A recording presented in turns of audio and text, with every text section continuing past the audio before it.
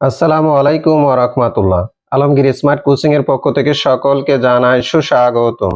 সুপ্রিয় viewers, HSC পরীক্ষা 2026 কৃষি শিক্ষা দ্বিতীয় পত্র তৃতীয় অধ্যায় সৃজনশীল অনুধাবনমূলক প্রশ্ন নিয়ে আজকে আলোচনা করব।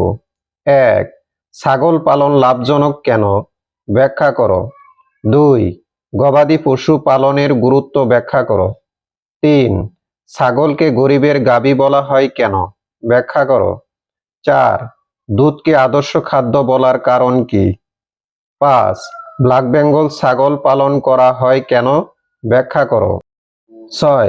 ছাগল গরিবের গাভী উক্তিটি ব্যাখ্যা করো। 7. ব্ল্যাক বেঙ্গল ছাগলের বৈশিষ্ট্য লেখো। 8. শঙ্কর জাতের গরুর বৈশিষ্ট্য ব্যাখ্যা করো। 9. হলিস্টিন ফ্রিজিয়ান গাভীর পালন করা হয় কেন? 10. গরুর আবাসস্থল বলতে কি বুঝো? 11.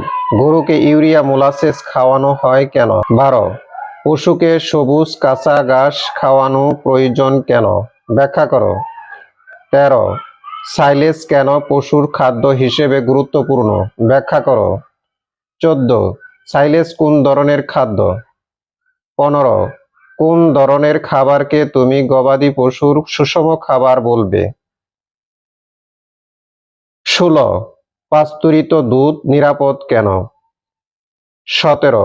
গাভীর দুধ উৎপাদন কম বেশি হয় কেন? সুপ্রিয় ভিউয়ার্স, বাংলাদেশে যে কয়টি শিক্ষা বোর্ড রয়েছে এই কয়টি প্রশ্ন থেকে 100% কমন পড়বে ইনশাল্লাহ।